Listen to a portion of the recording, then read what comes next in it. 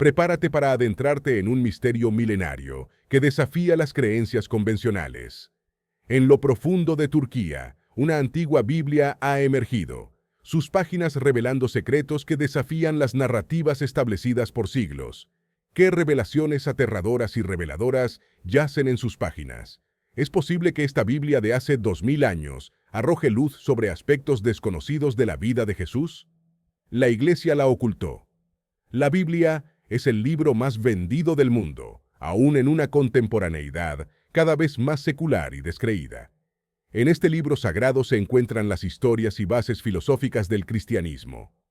En 76 libros o capítulos, divididos en 2 testamentos, la Biblia cuenta la historia humana desde la creación del mundo. En sus páginas se encuentran las historias de personajes fundamentales de las creencias cristianas: Isaías, Moisés, Abraham, Jesucristo. Sin duda, las secciones más destacadas son los Evangelios, los capítulos dedicados a narrar la vida de Jesús. Oficialmente hay 4 Evangelios, escritos por Mateo, Marcos, Lucas y Juan. Sus versiones, aunque difieren en algunos detalles, se consideran el canon histórico religioso de la vida y palabra de Jesucristo. Pero, ¿y si te dijera que existen otras versiones, y que una de ellas afirma que la crucifixión no ocurrió, o que al menos no ocurrió contra Jesús? En este video te contaremos sobre el Evangelio de San Bernabé, una versión alternativa de los hechos oficiales del cristianismo, aceptada por el Islam, y la leyenda del Codex Sigigas, un manuscrito medieval conocido como la Biblia del Demonio. Antes de meternos a fondo, no te olvides de suscribirte a nuestro canal y activar las notificaciones para mantenerte al día con nuestras actualizaciones. ¿Qué es lo que se llama el Libro de las Reliquias? Hace 22 años, un grupo de ladrones de antigüedades fueron descubiertos cuando intentaban pasar como contrabando un grupo de reliquias. Entre ellas se encontró un libro antiguo, de hace 2000 años, escrito a mano en dialecto siriaco y arameo, este último el idioma que hablaba Jesucristo. Tras investigar mejor el libro, encontraron que era una especie de Biblia, un evangelio nuevo y desconocido.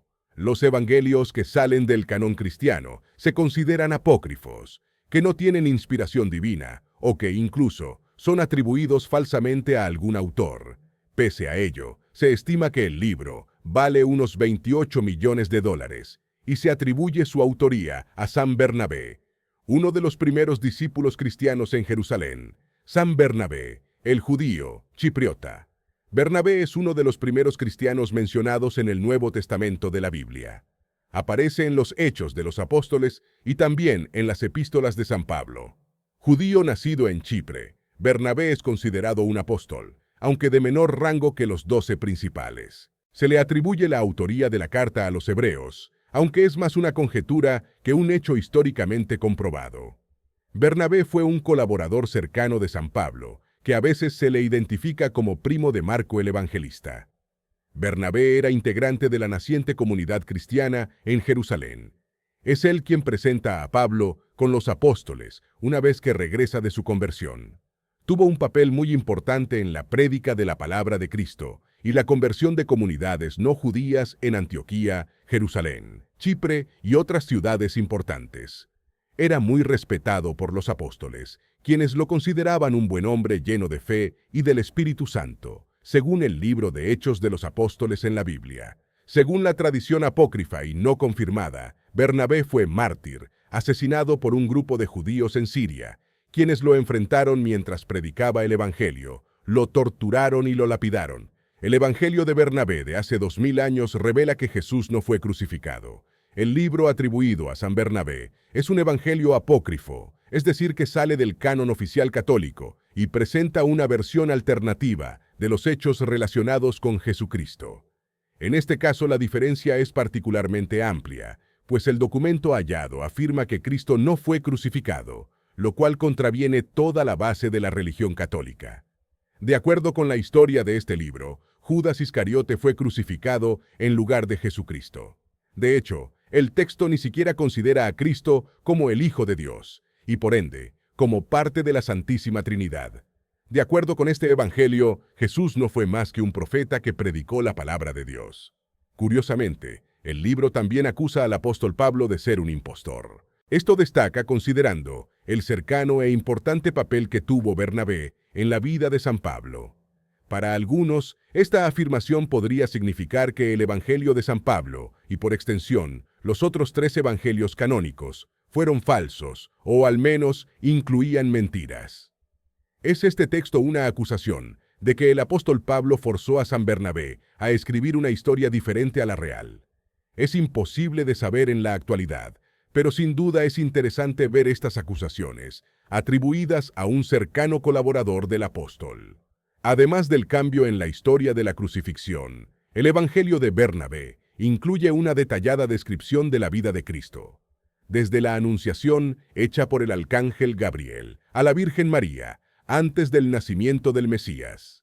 El texto sigue la vida, obra y palabra de Cristo, con especial énfasis en su prédica y la pasión. Termina con el mensaje de Jesucristo, pidiendo que su palabra se extienda alrededor del mundo.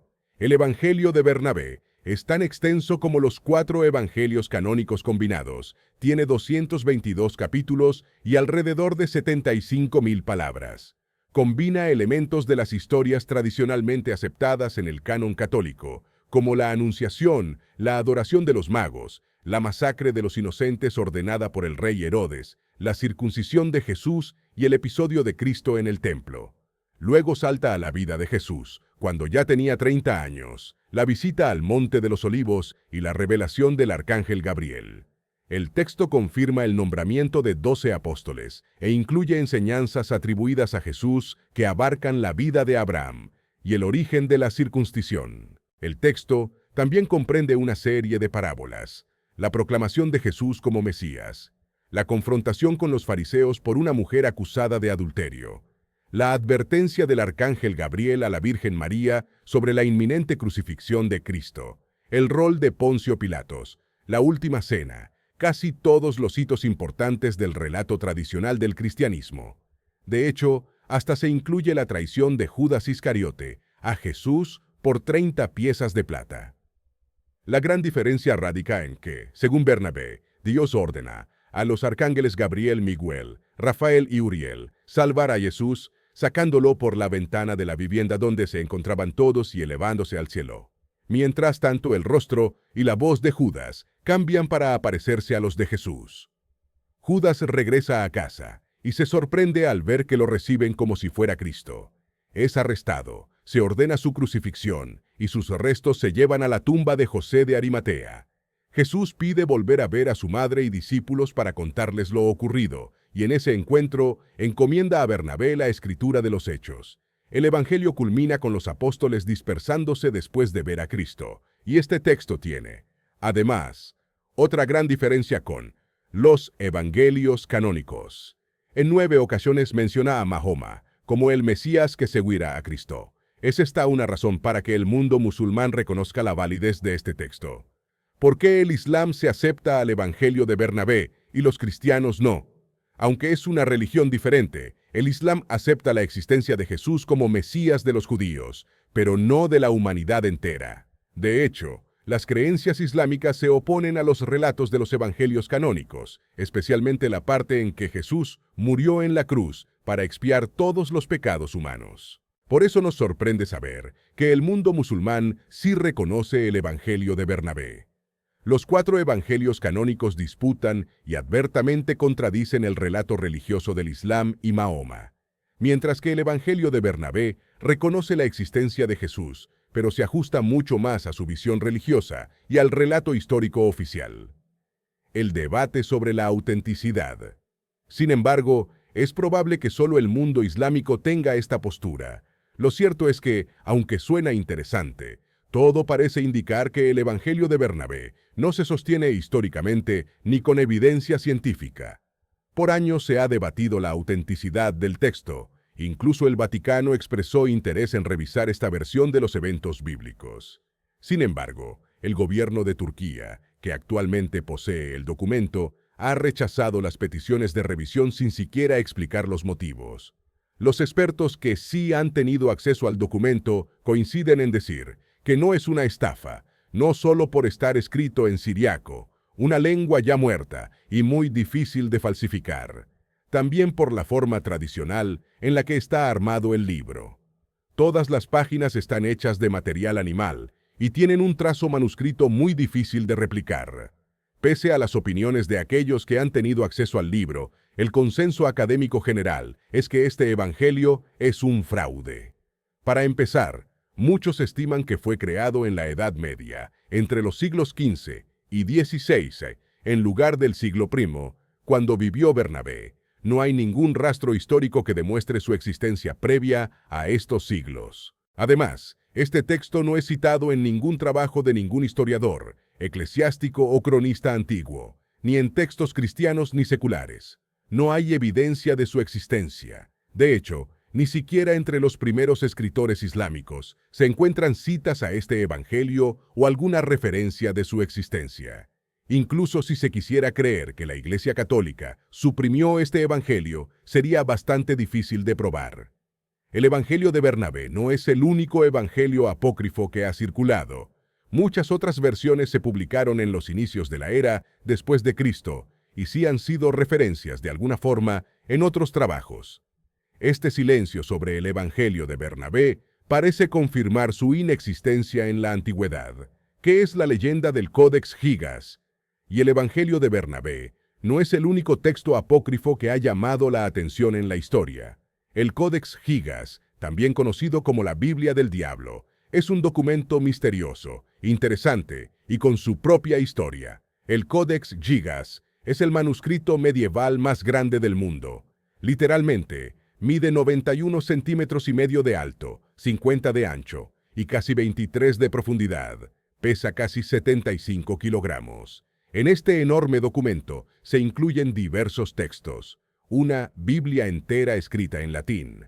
El texto Antigüedades de los Judíos de Flavio Josefo.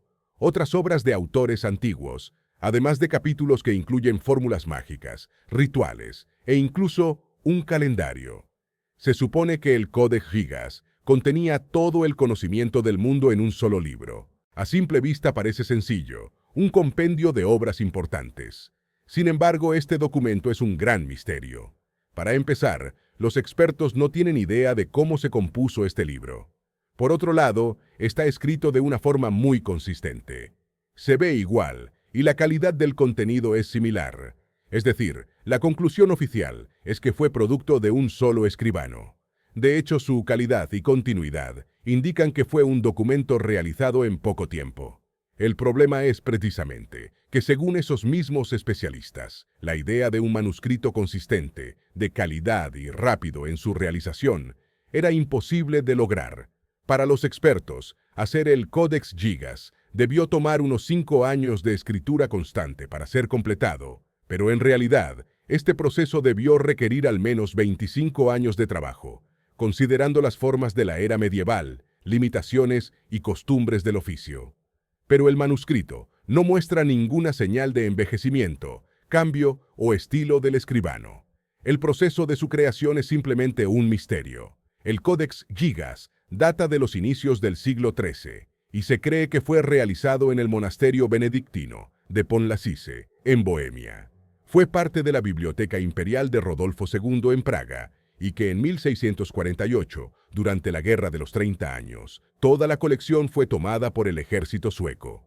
En la actualidad, este importante documento reposa en la Biblioteca Nacional de Suecia, en Estocolmo, la capital de ese país. Los pecados y el pacto del monje. Los misterios del Códex traspasan sus contenidos y llegan también a su historia. En el siglo XIII, en Bohemia, existió un monje llamado Hermann, quien cometió un hecho imperdonable. Una total abominación para la época, rompió sus votos religiosos. Como indicaba la tradición, una falta de este tipo era imperdonable.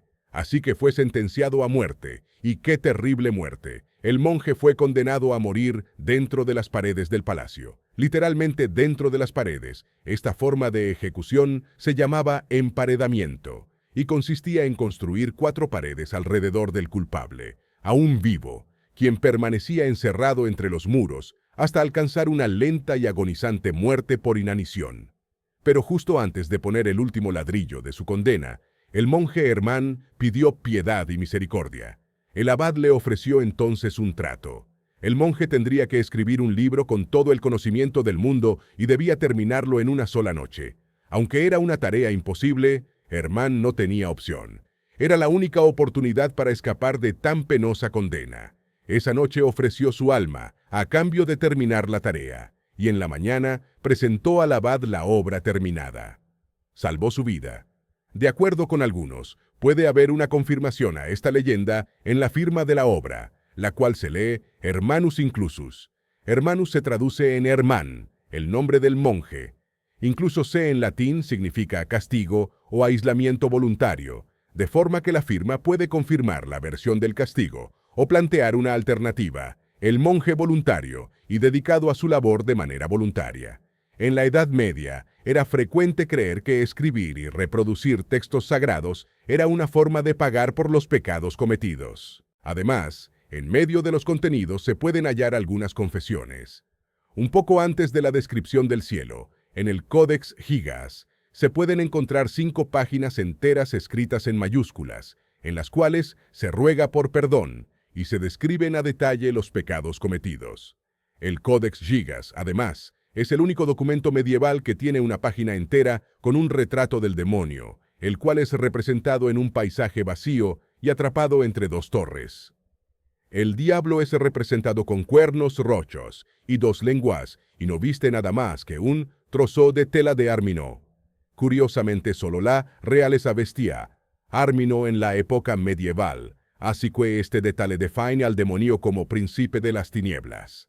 Por este detalle es que el Codex Gigas se ganó su nombre como Biblia demoníaca. Y para sumar a la leyenda, los expertos en arte han mostrado que todas las ilustraciones del Codex Gigas, incluyendo la del demonio, fueron realizadas por un mismo artista con un mismo estilo, a pesar de que en esa época los escribanos trabajaban con varios artistas.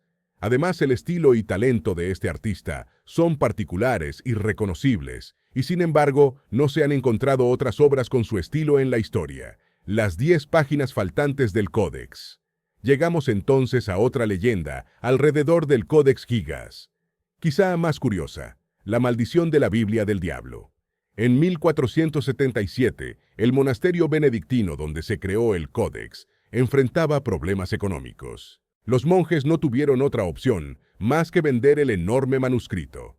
Lo compró otro monasterio benedictino en Břevnov, lo cual, irónica e inesperadamente, salvó al Códex, pues poco después, la revolución husita destrozó el monasterio de Bohemia y seguramente habría acabado con esa enorme obra. El monasterio de Břevnov mantuvo el Códex hasta el año 1593, cuando lo prestaron al emperador del Sacro Imperio Romano Germánico, Rodolfo II. El Códex nunca regresó, pues el emperador quedó fascinado con el histórico manuscrito. Con el tiempo, la fascinación se convirtió en obsesión, y la obsesión en una paranoia que afectó su capacidad de reinar apropiadamente. En unos años la familia imperial decidió quitarle el poder, y 6 años después de la muerte del emperador, explotó la Guerra de los 30 años. Como contamos, en el marco de este conflicto, el manuscrito quedó en poder de Suecia. Allí permanece hasta nuestros días. Pero esta guerra no sería la última dificultad en la historia del enorme manuscrito. En 1697, un gran incendio afectó el castillo de Estocolmo. Aunque el bibliotecario real ordenó salvar todos los textos posibles, la eminencia del fuego hizo que los sirvientes lanzaran algunos de los libros de señalara a los responsables. El encargado principal de prevenir incendios y sus 2 oficiales estaban fuera de sus puestos cuando ocurrió el fuego, así que fueron condenados a muerte. Sin embargo, y aún hasta nuestros días, no se ha podido determinar con certeza la causa del siniestro. ¿Y cómo se perdieron las hojas? Aunque la versión oficial es que se desprendieron en el aire, algunos especialistas afirman que debieron ser arrancadas con intención, pues el empastado era suficientemente fuerte para soportar una caída. Eso explicaría además que las páginas no fueron halladas cerca, ni en los predios cercanos. Se cree que en las páginas desaparecidas estaban las reglas del monasterio benedictino de Bohemia, aunque algunos creen que las reglas solas no podían llenar 10 páginas de las enormes proporciones del Codex Gigas. Aunque el estudio de la historia ha avanzado considerablemente en la actualidad, hay ciertos misterios que siguen y seguirán siendo imposibles de descifrar. La versión de San Bernabé, ¿es cierta o fue un fraude? Las páginas del Codex Figas responden a algunas de estas grandes dudas. Definitivamente, los misterios y enigmas que rodean nuestra historia y nuestras creencias continúan intrigándonos y desafiándonos. Aunque es posible que nunca lleguemos a conocer todas las respuestas, es el viaje de exploración y descubrimiento lo que nos mantiene comprometidos con la búsqueda del conocimiento y la verdad. Esta antigua Biblia, encontrada en Turquía, es solo un ejemplo de cómo, incluso después de siglos, todavía hay secretos por descubrir y relatos por explorar. Acompáñanos en este viaje de aprendizaje y asombro mientras seguimos desentrañando los misterios del pasado. No olvides compartir tus pensamientos y comentarios con nosotros. Tu opinión es importante para nosotros. Y no te olvides de darle me gusta y compartir este video con tus seres queridos, para que también puedan ser parte de esta fascinante exploración.